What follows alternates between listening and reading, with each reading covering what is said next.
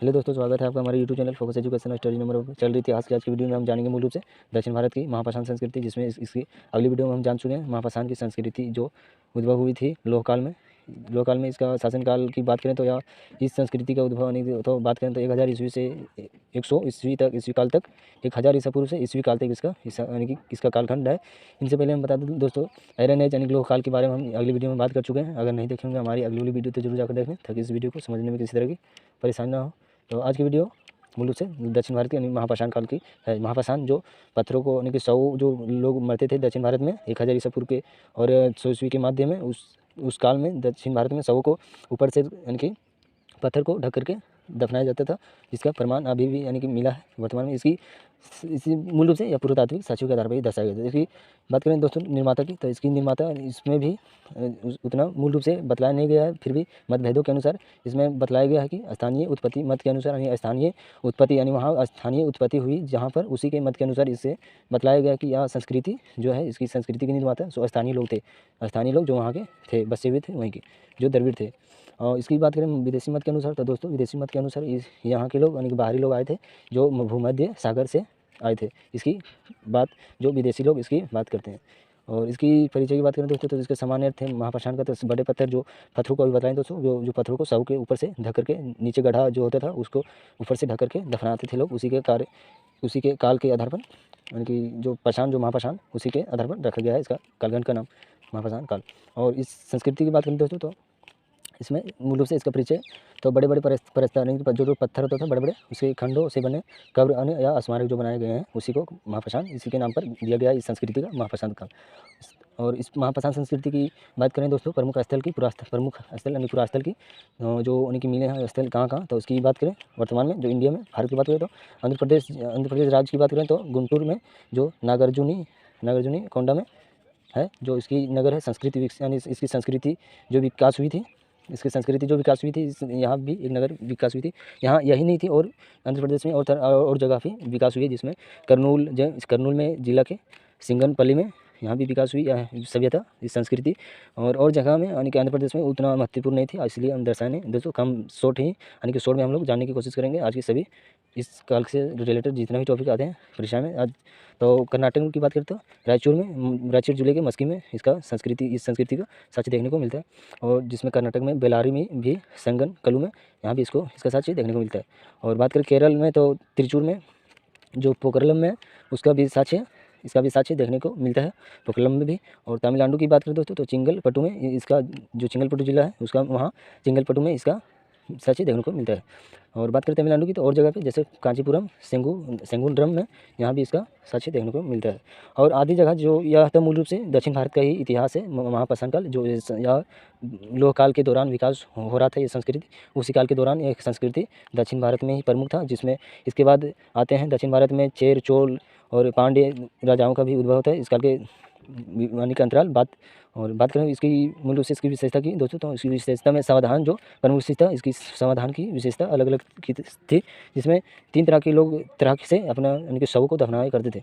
जिसमें पहला था आंशिक समाधान की बात करें दोस्तों, तो मृत्यु के बाद जीवों द्वारा यानी कि जीवों द्वारा, जैसे कि जानवर पंछियों द्वारा उसके शरीर को यानी कि जब जीवों द्वारा जानवरों द्वारा उसके शरीर को यानी कि जब मृत होते थे लोगों, उसके शरीर को खुले में ही रख दिया जाता है। और जीवों द्वारा पहले उसके शरीर को यानी कि जो उसके खा लिया जाता था, उसी द्वारा जीवों द्वारा जितना मांस होता है वो मांस कह सकते हैं, उसको खा लिया जाता था। उसके बाद उस शरीर को जितना जो अंग बचता था उसी को शरीर को वो लोग दफनाते थे यानी कि खुले में रख दिया जाता था शरीर को, मृत शरीर को, उसके बाद दफनाते थे।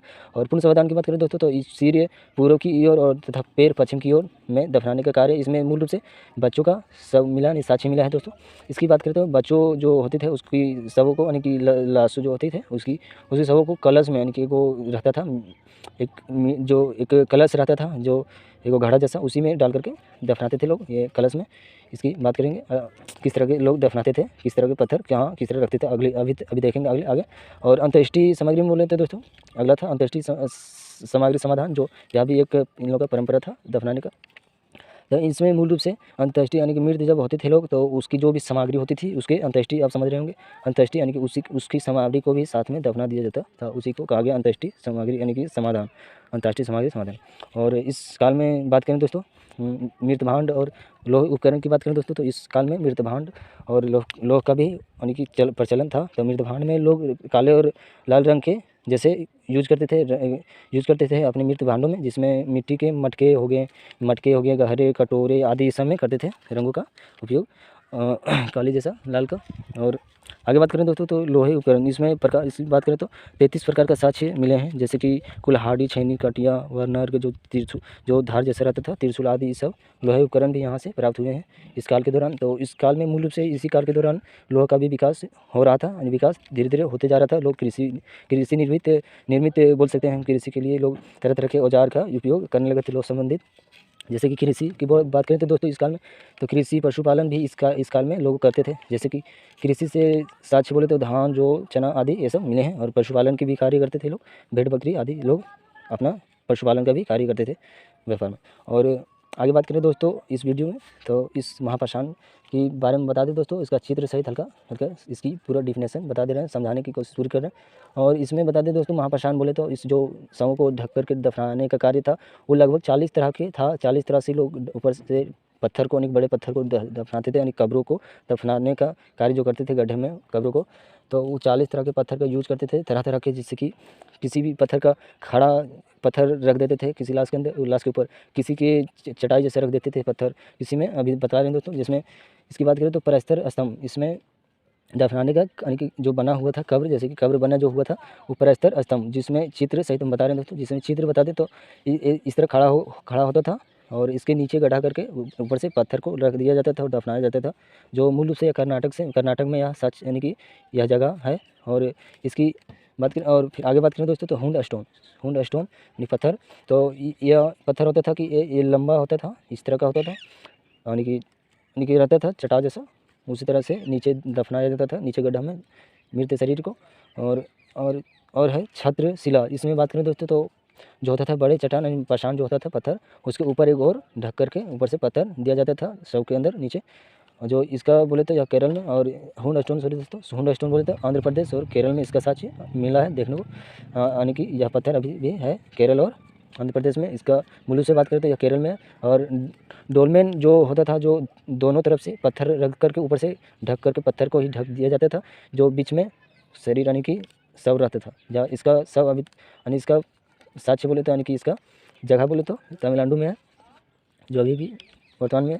और प्रस्तर वृत्त की बात करें यानी कि इस प्रस्तर वृत्त महापाषाण यानी कि कब्र बना हुआ कैसा रहता था तो बात करें तो इसमें छोटा यानी कि गोल जो घेरा करके पत्थर रख दिया जाता था, और बीच में जो बड़ा पत्थर रखते थे लोग जहाँ दफनाते थे कब्र में लोगों को, उसमें उसके ऊपर बड़ा और बगल से छोटा, और तरह के आदि लगभग 40 नहीं बोले 40 तरह के लोग दफनाते थे कब्रों में। इसी तरह से इसका भी साक्ष्य तमिलनाडु में मिला है।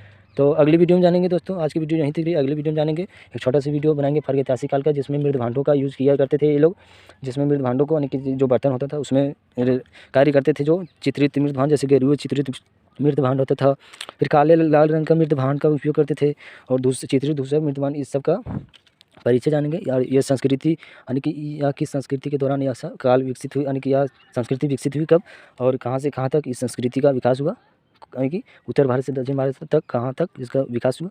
अगली वीडियो में जानेंगे दोस्तों मृत भांड संस्कृति का अर्थ सहित पूरी परिचय। तो आज की वीडियो यहीं तक रही दोस्तों। कैसा रहा हमारी वीडियो कमेंट में जरूर बोलिएगा तथा लाइक जरूर करिएगा। और अगर हमारी इसी तरह की वीडियो अगर आप यानी कि चाहते हैं तो ज़रूर हमारे चैनल को सब्सक्राइब जरूर करें, ताकि इसी तरह की वीडियो मिलती रहे आपको हमेशा।